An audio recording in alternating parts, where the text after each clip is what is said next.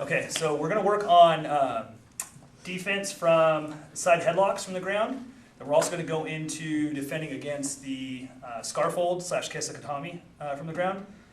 First, I'll kind of go over the position itself, and then we'll go over defenses of each one of them. So let's go ahead and start from, let me go over kind of the basics of these. Go ahead and lay down real quick, Steve. Legs that way? Yeah, you can feet over this way. So the side headlock is kind of just like a basic playground, kind of a punk kind of move. Somebody that doesn't really have much experience in grappling, they may just kind of grab around your head and just squeeze and squeeze and squeeze, just try to dominate your position here. They may just kind of hold you here. They may just start punching at you until you just quit moving around. Or they're just going to squeeze here and just try to wrench your head around. So let's go over a couple defenses on that. Sure, it's fussy, Steve.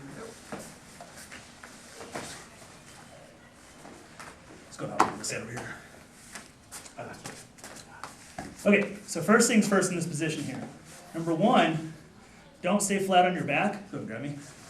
Don't stay flat on your back, because Steve can impose his will and put his back on me. He can start to squeeze me up like this. If I get this arm trapped, I'm in an even worse position. So what I'm going to do is I'm going to kind of get to my side, and I'm going to pull this hand down into his side here and kind of lock it into his hip. Next thing I'm going to do is I'm going to reach up, I'm going to grab his shoulder, and now I'm going to move my feet, kind of going around into this position here. Now he's still going to be holding on to it. There's a good chance he's going to try to muscle me over this way. Yeah. So be prepared if I need to. I'm going to put my hands out and kind of bridge up here and work my way back. So now in order to get out of this, I'm going to put my hand down across his head. I'm going to step over, get my foot in by his hip. Now I can either just kind of grind away, or I can start to frame until he lets go. From here, I can work on taking his back. I can start punching him. I can even grab an arm bar, break his arm from here. That's the first one. The second one. So he grabs me here. Same thing. I'm going to get to my side, tuck my hand in. Now I'm either going to go just across the side of his head, or if I want to, I can get my hand across his face, thumb under the philtrum, hands in the eyes, really doesn't matter. Now I'm going to do the same thing. I'm going to circle my feet out. Same thing down with Steve here. Now I can knee the back if I want to. I can hammer down. Or same thing. Feet over, press up, and work my way out from here. Okay, so I'll do another one. So if he gets me in the headlock. What I'm going to do in this one now is I'm going to get my arm out, and I'm going to get my other arm across. I'm going to frame either across the side of his head, or even better, right in the neck. So as I lock my hands together, if he tries to squeeze me, all it's going to be doing is it's going to be squeezing into his own neck. What I'm going to do now is I'm going to start to rotate my feet, move down, a leg over, and squeeze his head until I can release him. And then I move out of here. Now if he's got a really strong grip, he's a super strong guy, I've got him locked here, I rotate him down, I can't quite get him to release, now I'm going to continue to rotate my feet out, and go into the first position here. Alright, break out here. Okay, and the final one.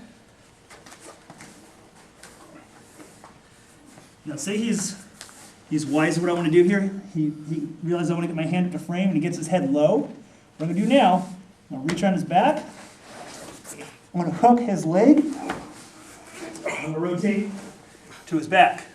Now I can either go for a choke and start hitting the back of the head. Let's go for back mount, tire mount. Okay, now we're going to go over the kesekatami, or the scarfold. So this is a judo pin. This comes from judo. This position, I'm going to have my arm around his head, one arm out in front of me, one leg out in front of me, one leg's going to be back. Now I'm going to get a hold of his arm here and put him in a position where I can pin him down. A lot of things I can do from this position. I can just kind of hold him here. I can turn it into a neck crank if I want to. I can even bend his arm, step over to an arm lock, punch down on him here as well. I can hold him in this position, start punching him, but still maintain control, and it's going to be hard for him to pull me off unless he knows what he's doing from this position here. So, I'll trade with Steve. I'll jump to this side here.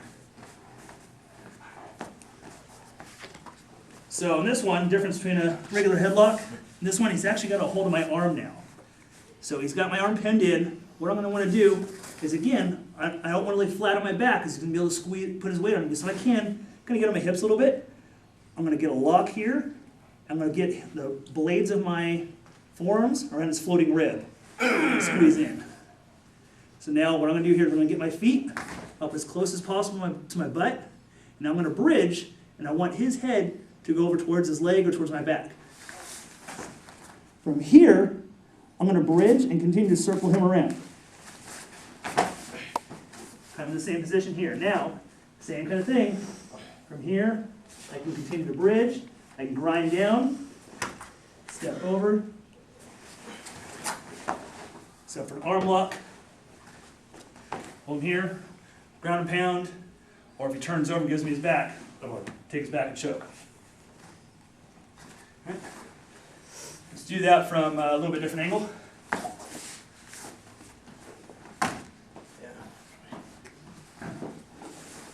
So again, from here, I'm going to try to get around on my hip a little bit, grab my wrist, I'm going to squeeze.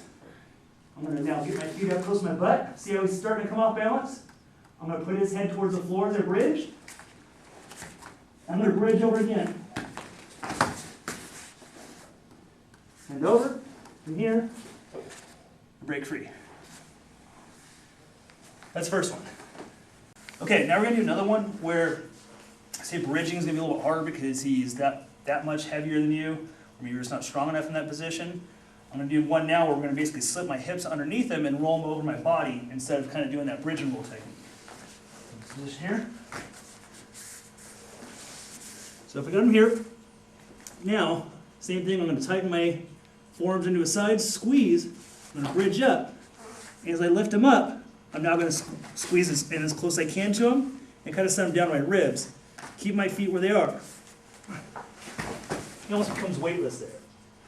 And now, same thing to escape, hand around, and break free.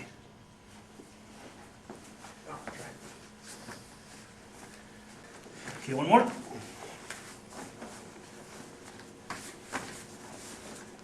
Okay, now this one, say if I'm not able to bridge him as easy, and I can only bridge him up just a little bit, what I'm going to do is I'm going to twist my body out.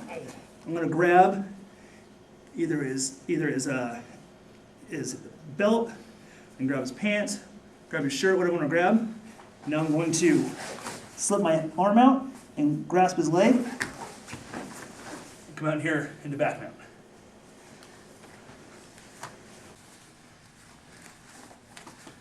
Next one here. Now if you're flexible enough, I don't suggest everybody try this one, but if you're flexible enough, release your hands instead of holding onto them. Release your hands here, and put across the head, put my head up as well. Scissor the head up now. Oh jeez, you gotta break his hand loose. Okay, next.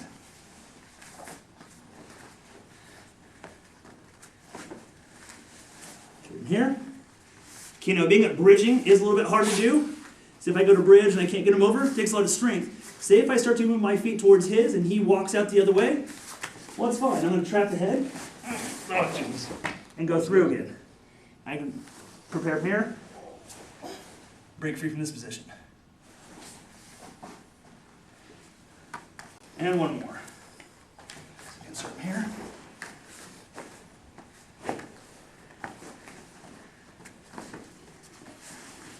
So he's in tight. Same thing from here. Reach in, go right across that nose, pull the nose back. Knee in the back of my knee, get my arm out. Start wrenching away the nose. Oh man, I gave you my back. And he gave me his back. So that's it. Let's practice those.